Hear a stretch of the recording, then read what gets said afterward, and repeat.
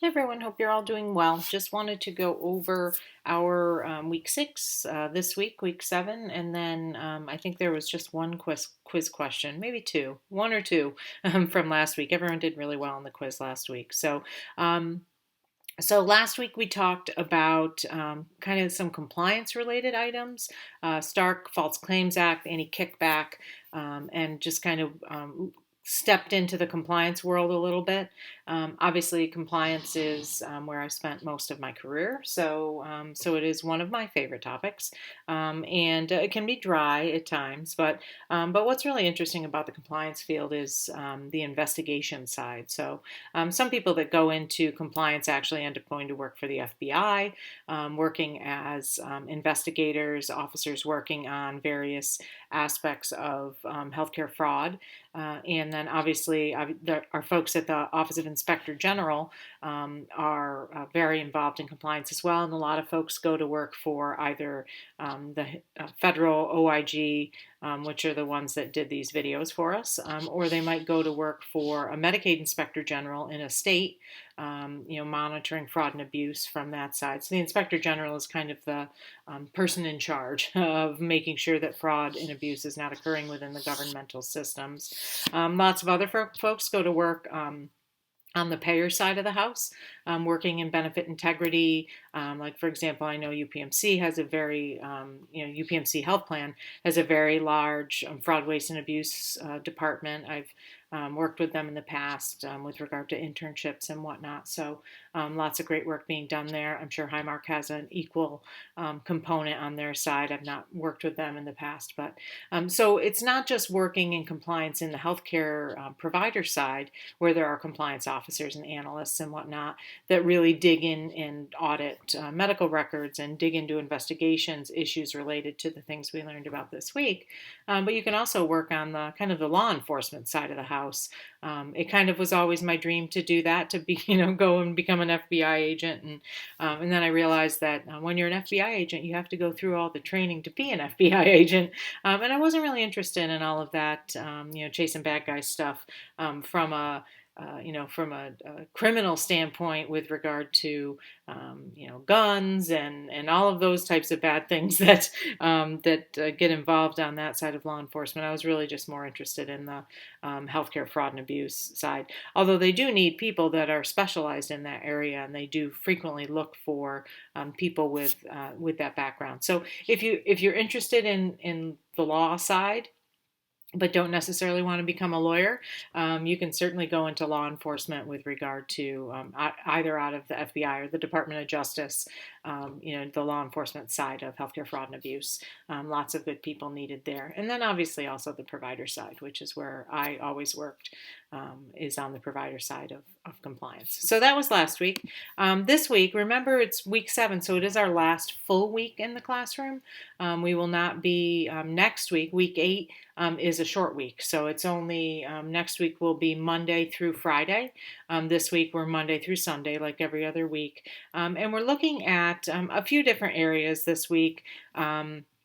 We're going to look at EMTALA, and in chapter 12 of our book, there's a discussion of EMTALA. There's also a fact sheet up here. So we're going to look at that and kind of dig into that a little bit, looking at in the discussion board, looking at a few cases, and looking for everyone to respond specifically to the ethical issues related to EMTALA.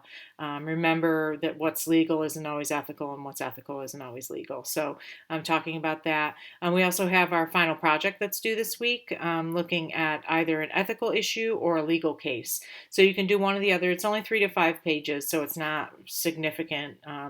Remember, when I say 3 to 5 pages, I mean the body of the paper.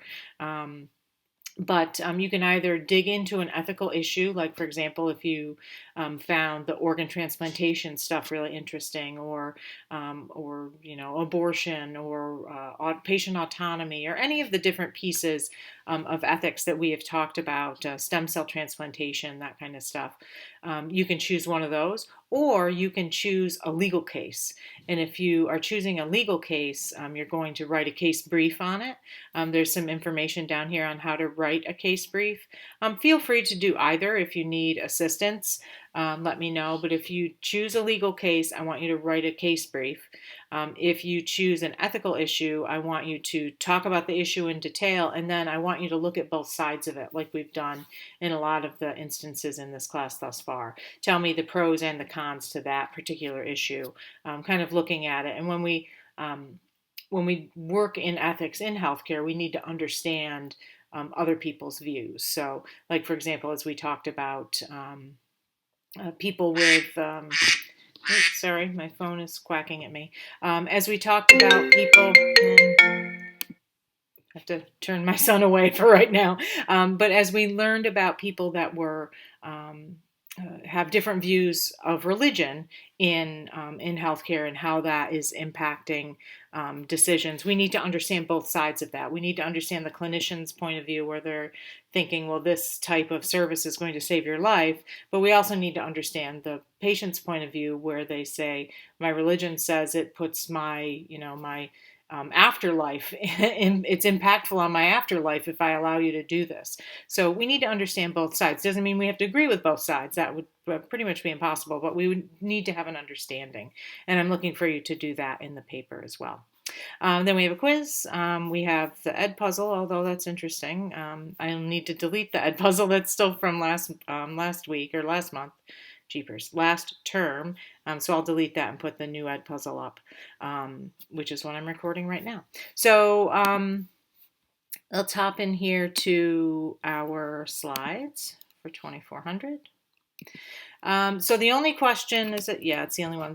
The only question that we had this week that was an issue was this one. If a contract is to be considered valid, an offer must be.